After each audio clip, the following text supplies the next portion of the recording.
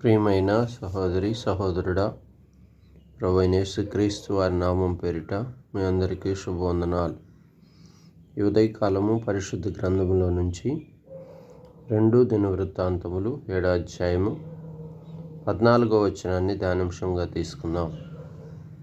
నా పేరు పెట్టబడిన నా జనులు తమను తాము తగ్గించుకొని ప్రార్థన చేసి నన్ను వెదికి తమ చెడు మార్గములను విడిచిన ఎడల ఆకాశము నుండి నేను వారి ప్రార్థన విని వారి పాపమును క్షమించి వారి దేశమును స్వస్థపరచుదును.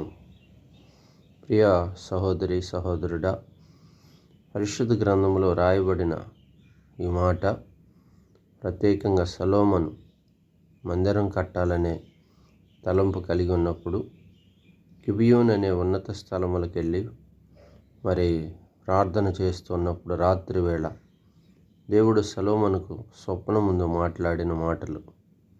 దేవుని మందిరంలోనికి ఎప్పుడైనా రానున్న దినముల్లో నీవు కట్టు మందిరంలోనికి నీ ప్రజలు, దేశంలో క్షామము, కరువు, వర్షము లేని స్థితి, మిడతల దండు వచ్చిన స్థితి, తెగుళ్ళు జనముల మీదకి వచ్చినప్పుడు వారు దేవుని ఆలయము తట్టు తిరిగి ఈ రీతిగా చేస్తే వారి ప్రార్థనను వింటానని వాక్యం సెలవిస్తుంది.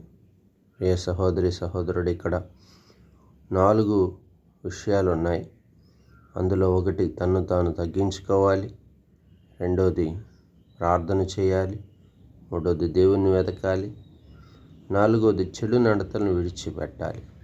ఈ 4 కార్యాలు మనం చేసేవారు ఉంటే దేవుడు మన ప్రార్థన వింటాడంట.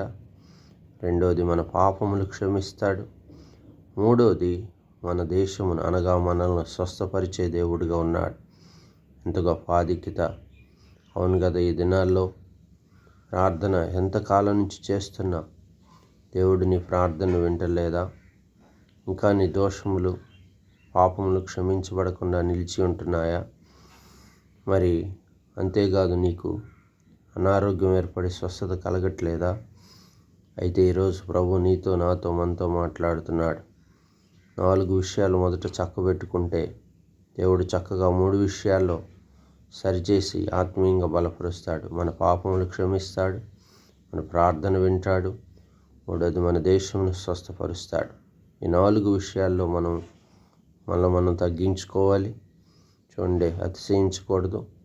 మరి లోకంలో అతిశయించేవారముగా, గర్వించేవారముగా, లోకంలో జ్ఞానము లేని వారముగా మనం ఉండకూడదు. దేవుణ్ణి వెతకాలి, దేవునికి ప్రార్థన చేయాలి. అంతేకాదు, చెడు నడతలను మానుకోవాలి. వాటిని విడిచిపెట్టినప్పుడు మన ఆధ్యాత్మిక జీవితంలో దేవుడు చక్కగా మన ప్రార్థన ఆలకిస్తాడు. అంతేకాదు, మన పాపదోషములన్నీ కూడా క్షమించబడతాయి. ఎంత గొప్ప సంగతి! పాపములు క్షమించబడతాయి అంటున్నాడు, మరి ప్రార్థన వింటాడంటున్నాడు. అంతేకాదు, దేశ ప్రజలందరికీ కూడా స్వస్థతనిస్తానని దేవుని వాక్యం సెలవిస్తుంది. కాబట్టి ఈ అనుభవం చాలా గొప్పది మన ఆధ్యాత్మిక జీవితంలో. ఇంకా నువ్వు అతిశయపడుతూ లోకంలో ఉంటున్నావా? అయితే లోకంలో నుంచి విడిచిపోయి వేరుపరచబడి దేవుని తట్టు తిరుగు, దేవుని వెతుకు, దేవునికి ప్రార్థన చేయి, నిన్ను నీవు తగ్గించుకో, చెడు మార్గమును విడిచిపెట్టు. అప్పుడు నీ దేహమునకు ఆరోగ్యం కలుగుతుంది. నువ్వు చేసే చిన్న ప్రార్థనకైనా జవాబు ఇస్తాడు. అంతేకాదు, మరి ప్రాముఖ్యంగా నీ పాపములన్నీ క్షమించబడతాయి. ఎంత గొప్ప దేవుడు! ప్రియ సహోదరి సహోదరుడా, మన ఆధ్యాత్మిక జీవితంలో అనుభవం కలిగి ఉందాం. ప్రార్థన చేసుకుందాం. పరిశుద్ధుడా, ప్రేమ కలిగిన తండ్రి, నాయనా, మా పాపములను క్షమించండి. మా దేశంలో మాకు స్వస్థతలు కలుగజేయండి దేవా. మరి ముఖ్యంగా మేము తీసుకొచ్చే ప్రతి ప్రతి ప్రార్థనను వినండి తండ్రి దేవా. ఇదిగో ఆయనను మీరు చెప్పిన తీర్మానములు బట్టి స్తోత్రములు. ఇదిగో మా జీవితాల్లో మమ్మల్ని మేము తగ్గించుకునే కృప మాకు దయచేయం దేవా. అంతేకాదు తండ్రి ప్రభువా, నిన్ను వెదికే అనుభవం మాకు నేర్పిస్తూ రండి.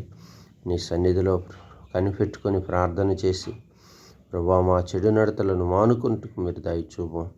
అవును, మా పితరుల కాలంలో అలాగూ చేయాలని దేవుని మందిరంలో కోరుకుంటూ వచ్చారు. అలాగుండుటకు నీ బిడ్డలను ఆయుధపరచుము, సహాయపడము. అంతేకాదు ఇదిని కాలమంతా మీ కృపలో బలపరుస్తారండి. మా పనుల వారంలో మీరు తోడయుండు. మా కుటుంబాల్లో మా బిడ్డలను మమ్మల్ని సంఘమును మీరు సంపూర్తిగా ఆశీర్వదించుము. గొప్ప కార్యములు మా పక్షంలో జరిగించి మీ నామానికి మహిమ తెచ్చుకొనమని యేసు నామమున ప్రార్థించి స్తుతించి అడిగి వేడుకుంటున్నాను తండ్రి. ఆమేన్.